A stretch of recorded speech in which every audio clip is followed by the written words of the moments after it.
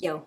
Hi everyone, my name's Tommy. Thank you for joining me here on Moonstone Makes to talk about books. I'm going to tell you about everything I read in the month of August. I read 8 books in August. And here they are. But first I want to tell you that this video and all of my other videos are brought to you by my patrons on Patreon. If you're interested in checking it out, there's a link below. Thank you to everybody who supports me over there. I appreciate it so very much. If you are wondering where the knitting is, don't worry, it's coming back. I feel it, and I have plans for the fall because it's almost autumn. So stick around. But here are the 8 books that I read in August. This might be my very favorite book that I've read this year. This is Our Wives Under the Sea by Julia Armfeld. And it's rich, it's luscious, it's beautiful, it's wonderful. I loved it so much. I think I described this as a sapphic, deep sea, gothic horror novel. It has elements of all of those things combined in such a way that I've never seen before, and it's so good. So it's about 2 wives, Miri and Leah. Leah is an oceanographer. She does undersea research, usually in a submarine. And she has recently accepted a research job with a very mysterious place called the Center. She was supposed to go on a submarine research trip for 3 weeks. She ends up being gone for 6 months with no communication. No one knows where they are, including her wife, Miri. It's a dual perspective book, so each chapter goes back and forth between Miri and Leah. In Leah's chapters, you learn about what's going on under the sea, what's going on in this mission where they have been lost. You learn pretty early on that the submarine drops unexpectedly, hits ocean bottom, and they lose communication. And through her chapters, in a very slow burn, almost excruciating kind of way, you follow her and her 2 crewmates and how they deal with being stuck in a tiny submarine for 6 months without knowing what's going on. All they know is that they can't communicate with anybody and they're stuck. And you start seeing these, not necessarily straight up horror vibes, but these elements of like this kind of old school Lovecraftian kind of horror vibe, where there's something going on outside the windows of the submarine, but you don't know what, they don't know what it is, but they know, and you know that something isn't right. In Miri's chapters, you're jumping timelines from the past, when they start to meet and develop a relationship, and these very mundane aspects of their relationship and their daily lives and how it progresses. I loved those parts. To the moments in those 6 months where Leah is just missing and Miri doesn't know what's going on. She has no information from the Center. They're very hard to get a hold of. And she's slowly, over 6 months, starting to try to come to terms with the idea that her wife may never be coming back, that she might be dead, she might be lost at sea, she has no idea. And then you're jumping to a more current timeline where after that 6 months, Leah does come back, but she has come back wrong. After she does come back, Miri picks her up, brings her home, and she's just not the same person. She's very closed off, she doesn't talk much, she doesn't communicate, she's obsessed with water, she's drinking salt water, she's not eating anything, she's going through these weird body things. She comes back and she's just bleeding from places in her body, from her skin, from her pores. Very weird, like mellow body horror things are starting to happen, and Miri is trying to figure out how to navigate this new life with her wife who has come home, but something's wrong with her and she can't figure out what's wrong with her. This book is so moving. It deals with grief and with loss and with the mundanity of these like beautiful budding relationships between people. And it also just has these creepy, scary vibes that aren't overtly creepy or scary. They're creepy and scary in a very subtle way, and you don't really know why. And things unfold very slowly and very gently, which is totally up my alley. I loved this book so much. It does have a very gothic vibe. It's a very small, enclosed kind of book. Miri's chapters mostly take place in their apartment, which you really get a feel of the imagery and the descriptions of their apartment. Leah's chapters pretty much all take place in a tiny submarine. It's all very closed in and closed off. It's wonderful. It's so good, and it's a very good autumn read, I feel like. I read it in the summer, but I feel like this is a very good autumn read.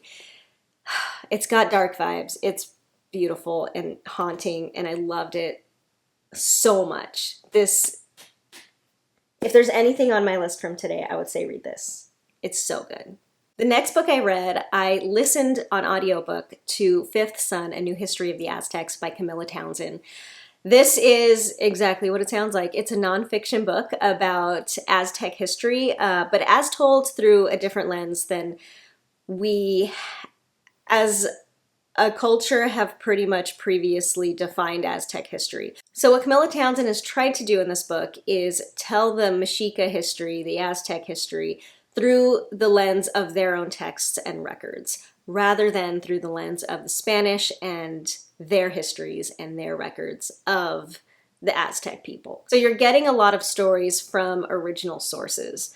And something she does try to do is tell these historical facts through a storytelling lens here and there. The whole book isn't like that, but she does try to insert like narratives into this history book. Overall, the book definitely did read as a history text. Even though she tries to insert these bits of storytelling here and there, it's still very heavy on like dates, places, names, battles, wars, political timelines, who overtook who, stuff like that. It's very politically history heavy. You know what I mean? But it was wonderful. I'm very, very glad I read it. It's become really important to me to understand as much as I can about Mexican history, considering it is a big part of my heritage, and it's something that I'm very proud of, and I want to learn and understand more about what's happened in that area of the world. One of the many things that I love about this book is that Camilla Townsend, through her use of original source texts, she's able to dispel some of the myths perpetuated by the Spanish accounts of what happened during the Spanish conquest. And I think that's really important to hear accounts of the colonization of the native people of the Americas through their own lens, through their own stories and their own records and their own histories. And she was able to find a lot of stuff and put them in this book, and it was just wonderful. The next book that I read is On a Sunbeam by Tilly Walden. This is a graphic novel. This is about a young girl named Mia who just graduated from school and goes to work on a restoration crew in space. So it's a sci-fi book. It takes place in space in the future, and she goes to work with this crew of like 4 women who work on old buildings that need to be restored.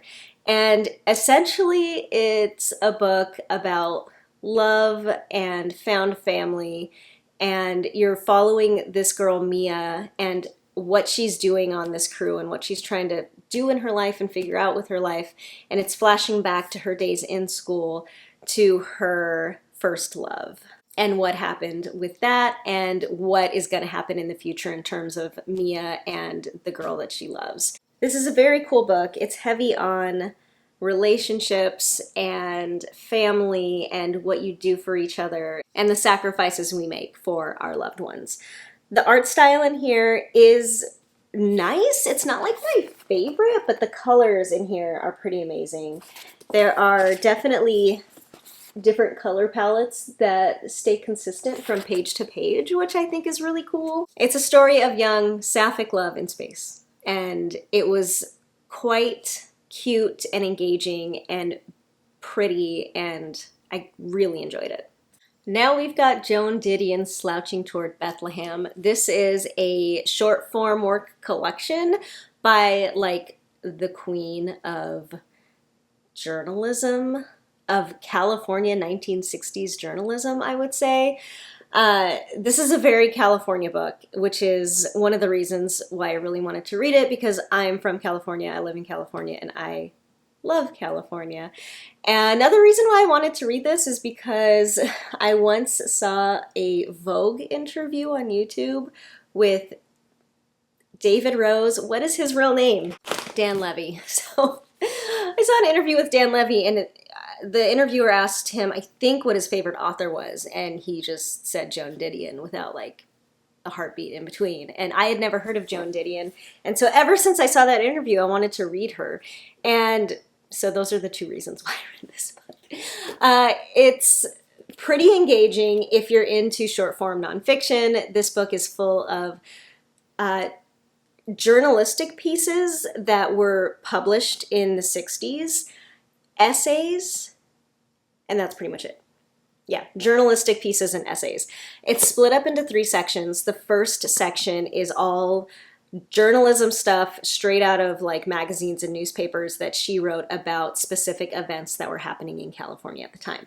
The most striking one is the very first one, which really stuck with me. It's called Some Dreamers of the Golden Dream, and it's her coverage of a sensationalized domestic murder trial that happened in the 60s in the San Fernando Valley, wherever Fontana is, in the San Bernardino Valley. So yeah, pretty much the first section is all about stuff like that.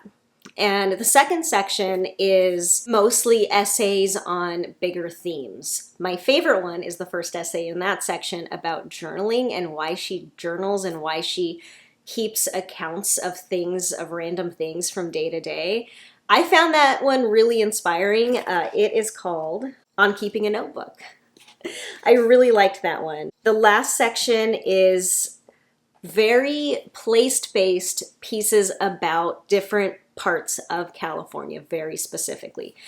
And overall, there is a very California sun-bleached 1960s kind of vibe throughout this whole book. It was really great to read. The biggest story in here, the one that's called Slouching Toward Bethlehem, is a longer piece that she wrote in the 60s about the Haight-Ashbury scene. She actually went to Haight-Ashbury in San Francisco and kind of lived the life for a little while, but as an observer, really. And she wrote this crazy, like, in-depth piece about the people that she met and spent time with. And it's pretty freaking crazy. So yeah, if any of that is anything you're interested in, I definitely recommend this book. If you're into journalism at all, I would say read either this book or probably any of Joan Didion's work, because she is really largely considered to be like a queen of journalism, a queen of modern journalism. And this was great. It was my first experience with anything like this. I don't typically read stuff like this, but I loved it. I loved the woman, and I loved the California in here. It was wonderful. Her Body and Other Parties by Carmen Maria Machado. This is another short form book. It's a book of short stories, and it's amazing. This one is another one with kind of a dark, gothic-y kind of vibe.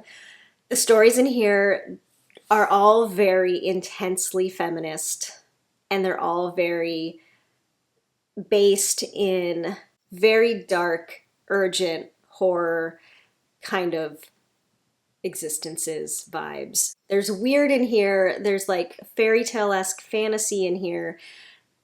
It's very good. The first story, which is called The Husband Stitch, is a very cool intertwining story that uses elements from all of those, like, I don't know. I had my adolescence in the early 90s. I was born in 1983. So I don't know if it's if this goes farther out from my generation or not. But when I was growing up, there's all these, like, I want to say like R.L. Stine Goosebumps kind of like scary stories about the ribbon around the neck and about I know the hook outside the car of the lovers is a classic one. There's one old story about a bride playfully trying to play hide and seek with her husband or something, and she gets stuck in her own bridal chest and then dies in there. These are all like weird, scary stories that people tell young girls. For some reason. At least they did when I was a young girl. And so I knew all of the stories that this story referenced, and they're all intertwined into this one story about a woman with a ribbon around her neck living in a society where lots of girls and women are born with ribbons around some parts of their bodies.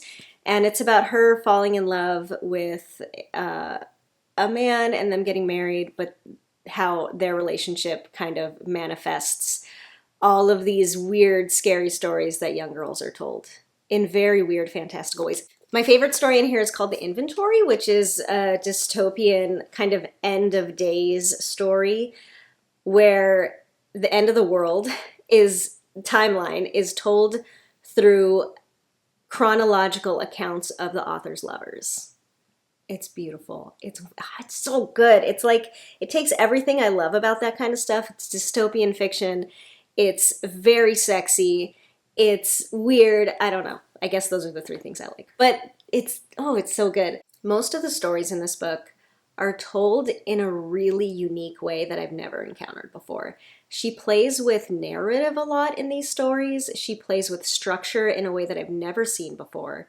One of the longer stories in here, and I think one of the more talked about stories, is called Especially Heinous, and it's really weird. So the story itself is told in short synopses of episodes of a TV show called CSI something. I don't know. I had never heard of this show before, but apparently it's a real show and it uses the real characters. Okay, so the title of this story is Especially Heinous, 272 Views of Law and Order SVU. It's broken up into episodes, and it goes through a short synopsis of every episode of the whole series of this TV show, which is a real TV show, but all of these episodes are fictional, which I had to look up because I was super confused.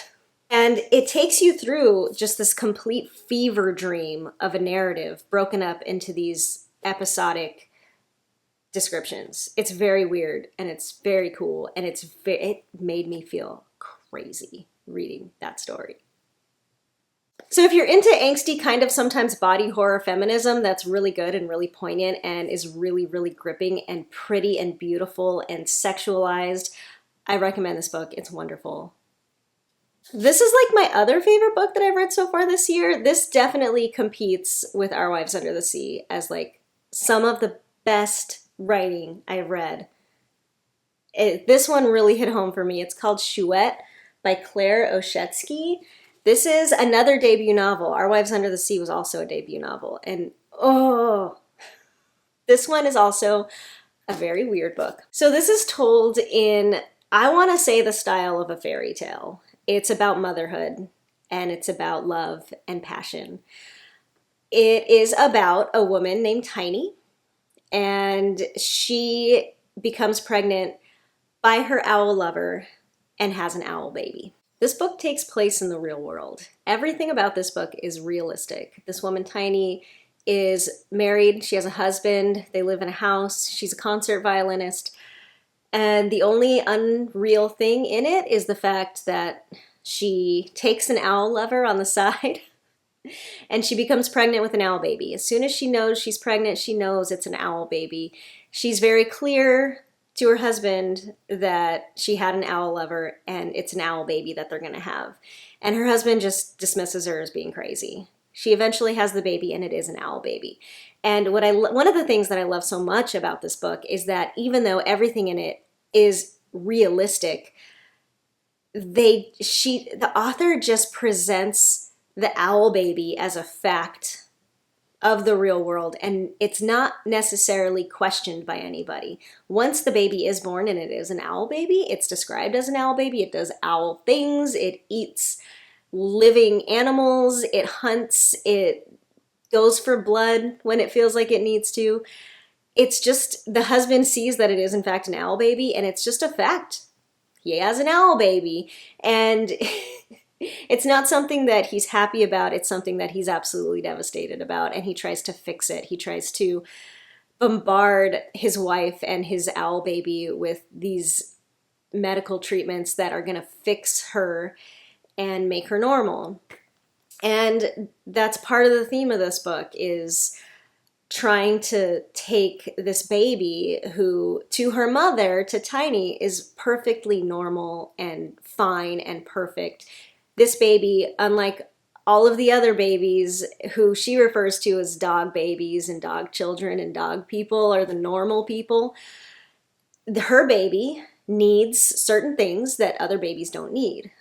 She has to figure out and learn what her baby needs, being an owl baby, and she has to change her life to accommodate those things and to care for her baby.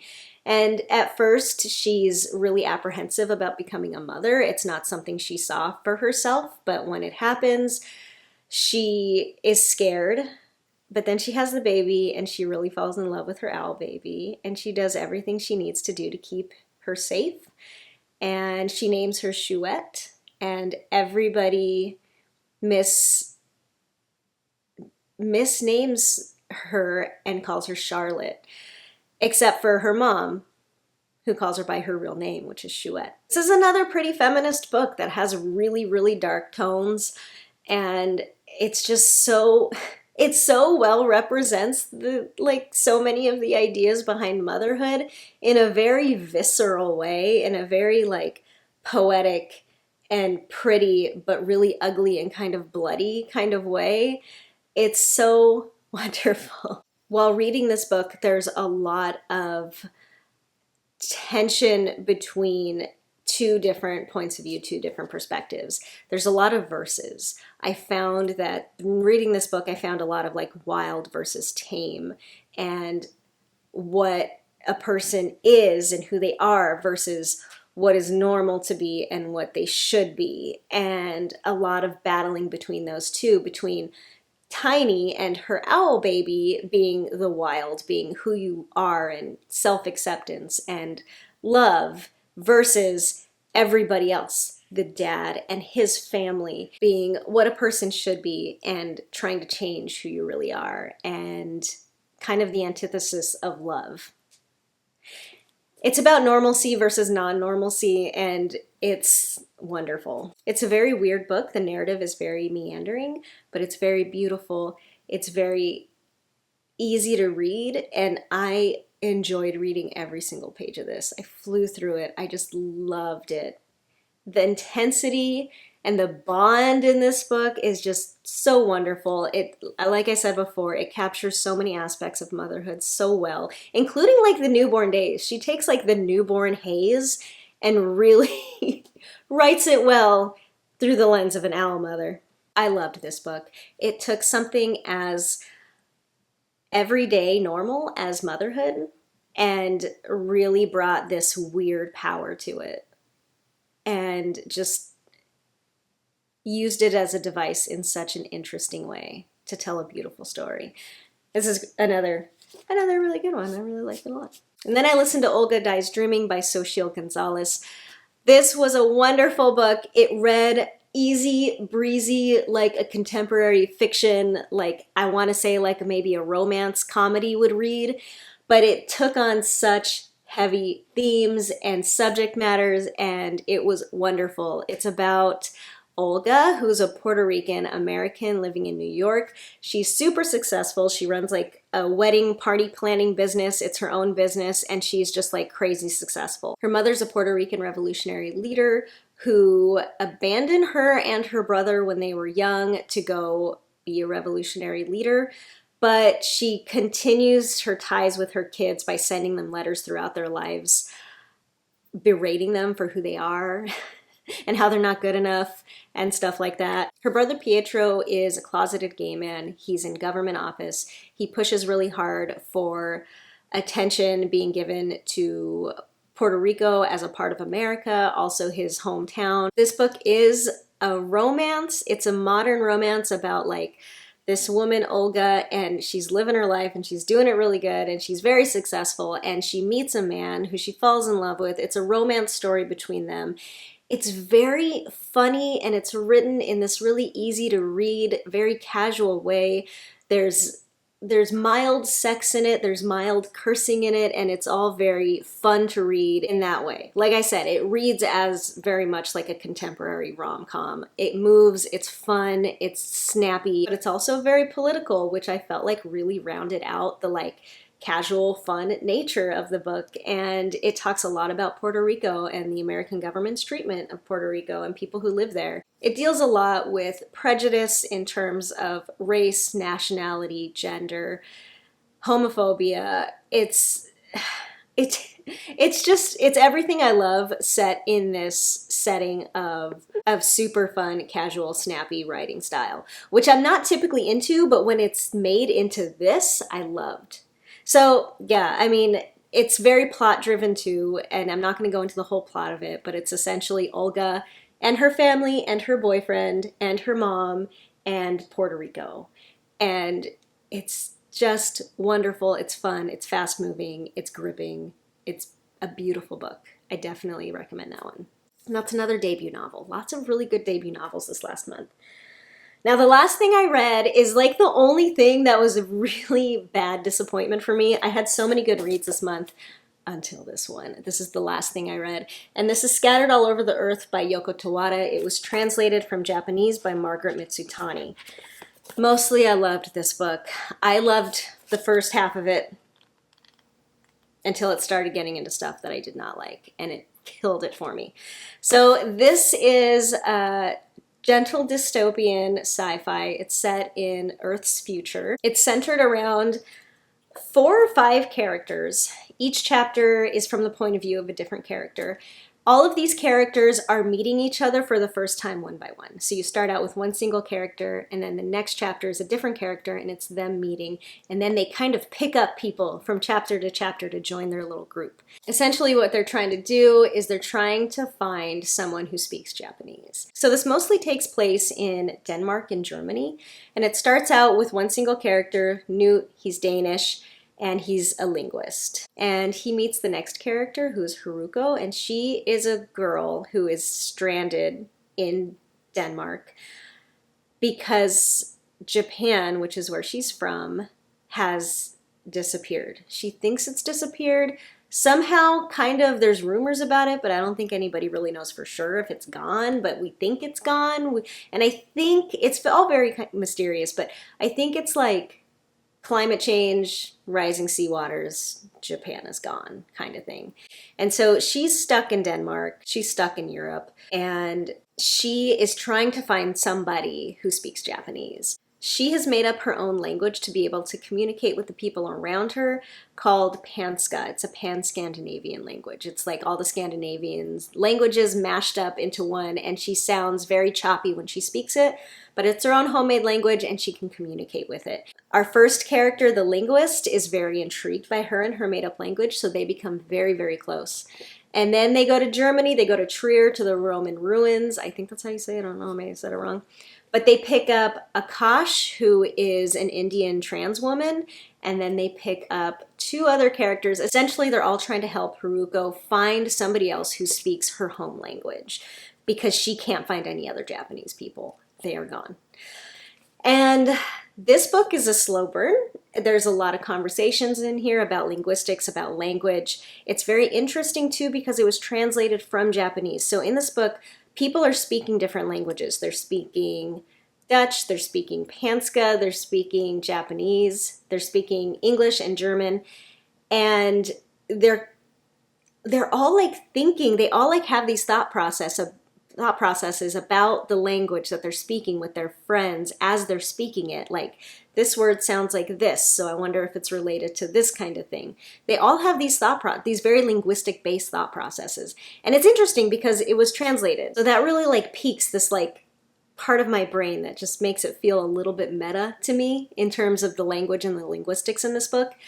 But there's a lot of slow-moving parts. It's this whole like slow friendship that's building to go on this like gentle mission to find other people that she can relate to is all very good to me, and I really, really liked it until, I don't know, there's a trans character, Akash, and at some point in the book you get to the other characters' perspectives and they're talking about her. And very casually, with no explanation or anything, it's just super casual and it feels very natural. In her friends' chapters, every single time, they refer to her as him or he. or a man wearing girls' clothes. Every single time. There is no one in this book that doesn't misgender Akash. And it's so freaking annoying to me. And I kept waiting for like the characters to like change or grow or be like, I shouldn't be calling Akash he because she's a she. And it just never happened.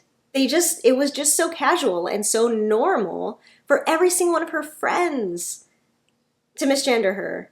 And she was kind of the one character who got treated the worst and like who is written as being a little bit sad or pathetic because she is in love with the first Danish character and he like doesn't even notice her at all. And I just didn't like the author's treatment of this character. And like I said, I kept waiting for something to happen, for something to change. And I don't know why it's like that. I don't know if this is the author's prejudice and it's just in here because that's what the author feels and she wanted to like point it out to everybody, or if it's going to be resolved in a future book because this is the first of a projected trilogy.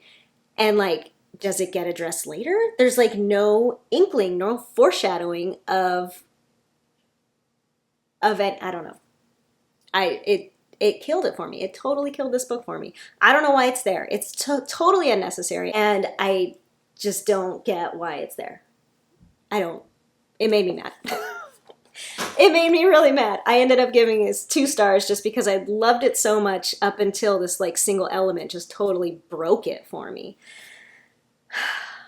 But anyway, that was scattered all over the earth. I don't know what to tell you about that one. I don't even know. I have no idea. Come here! Oh, so happy. Thank you. We wanted that flag. Aw, I love it. Look, I'm recording a video right now. There's a hippo in it. There's a hippo in it? Yeah. Here. There you go. Did you get that for me as a gift from the hardware store? Yeah. What is it called? Happy Hippo. I love it. Thank you, Lucy. So those are the 8 books that I read in August. Mostly really good. 2 new favorites, 1 disappointing, but it's okay. It happens. I will leave you with that. I would love to know in the comments below what you are reading. Have you read any recent favorites lately or anything that's been super disappointing to you in some way? Let me know. I'd love to hear about it. Thank you for being here. If you would like to check out my Patreon or my Ko-Fi, there are links below. Check me out on Instagram. I'm over there sometimes too. For now, have fun, take care of yourself, and I will see you next time. Bye.